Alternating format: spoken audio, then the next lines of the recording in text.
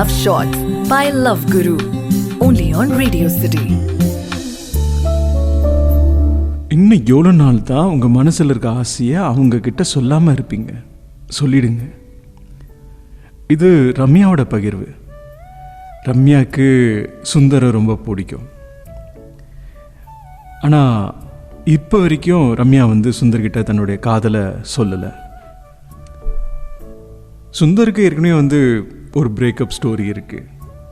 அந்த விஷயத்த ரம்யா கிட்ட சொல்கிறாரு. ரம்யா, எனக்கு ஒரு பொண்ணை ரொம்ப பிடிச்சிது, சந்தோஷமாக போச்சு, அவளுக்கு ஏற்ற மாதிரியான ஒரு பர்சனாக தான் இருந்தேன். அதுக்கப்புறமா வேலை நிமித்தமாக அவள் வெளியூர்லாம் போக ஆரம்பித்தா. அதுக்கப்புறம் கொஞ்சம் கொஞ்சமாக அவள் லைஃப்லேருந்து என்ன அப்படியே மறக்க ஆரம்பிச்சிட்டா. கஷ்டமாக இருந்தது.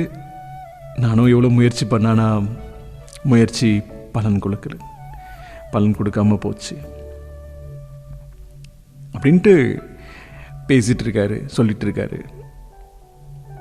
சுந்தர் ஒரு ஃபோட்டோகிராஃபர், நல்ல ஒரு ஃபோட்டோகிராஃபர். அவர் எடுக்கிற ஃபோட்டோஸ்லாம் ரம்யாவுக்கு ரொம்ப பிடிக்கும். ரம்யா மனசுக்குள்ளே அப்படி நினைக்கிறாங்க, சே அந்த பொண்ணு அன்லக்கி அப்படின்ட்டு மனசில் நினச்சதை சொல்லிடுறாங்க. வேற ஒன்னே சுந்தர் இல்லைங்க, அந்த பொண்ணு அன்லக்கிலாம் கிடையாதுங்க, லக்கியான பர்சன் தானே, நல்ல வசதியான ஒரு பையனை தான் லவ் பண்ணியிருக்கா. ஏங்க, வசதி மட்டும் போதுமா? பணம் மட்டும் போதுமா? அன்பு காட்டக்கூடிய ஒரு இதயம் தேவையில்லை, உண்மையாக அன்பு காட்டக்கூடிய ஒரு பர்சன் தேவையில்லை. அவங்க லைஃப்பில் நீங்கள் வராமல் இருந்தீங்க அப்படின்னா கூட ஓகே. அவங்க லைஃப்பில் நீங்கள் இருக்கும்போது வேற ஒரு நபர் நல்ல வசதியாக வராரு அப்படின்னும் போது அங்கே உங்களை மறந்துட்டு அங்கே தேடி போகிறது தப்பு தானே. இதுக்கு இப்படி கேட்டிங்கன்னா நான் பதில் சொல்லிடுது தெரில ரம்யா அப்படின்ட்டு சுந்தர் சொல்கிறாரு. சுந்தர், உங்களை மனசை தொட்டு சொல்லுங்களா, தப்பு தானே. என்கிட்ட தப்பா சரியான்னு கேட்காதீங்க. என் லைஃபே தப்பா சரியான்னு தெரியாமல் தான் போயிட்டுருக்கு. இதோ இந்த மாதிரி ஃபோட்டோஸ் எடுக்கும்போது தான் மனசு ரிலாக்ஸ் ஆகுது. சில சமயத்தில் ரொம்ப கஷ்டமாக இருக்கும், என்னடா இது அப்படின்னு தோணும், அவளை பிரிஞ்சிட்டமே அப்படின்னு தோணும், அவள் இப்படி பண்ணிட்டாலேன்னு தோணும்.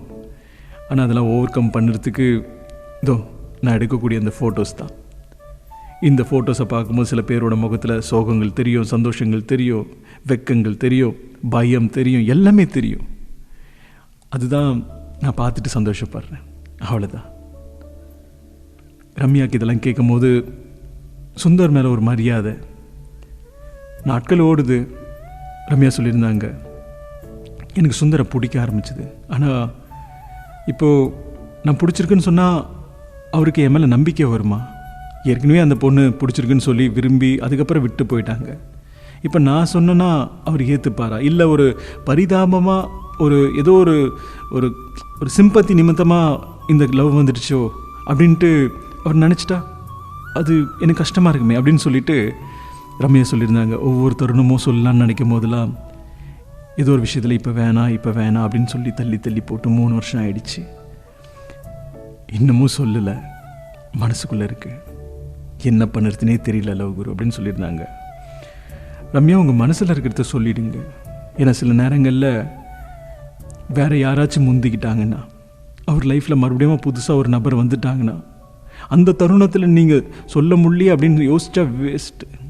நீங்கள் சொல்லியிருந்துருக்கலாம் அப்படின்னு நினைக்கலாம், இதெல்லாம் தோணும். அதனால் மனசில் இருக்கிறத சொல்லிடுங்க, அவ்வளோதான், சொல்லிடுங்க. மனசு ரிலாக்ஸாக இருக்கும். அது ஏற்றுக்கிறாரா ஏற்றுக்கலையா, நீங்களே ஒரு பதிலை வச்சுக்காதீங்க, நீங்களே ஒரு கேள்வியை வச்சுக்காதீங்க, இதெல்லாம் வச்சுக்காதீங்க. உங்கள் மனசில் இருக்கிறத எடுத்து சொல்லுங்கள், சரிங்களா?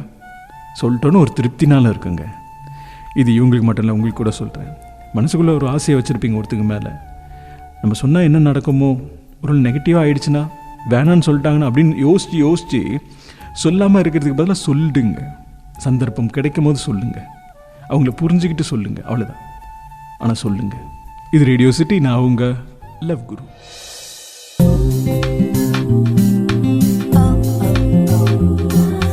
Love Shots by Love Guru. Only on Radio City.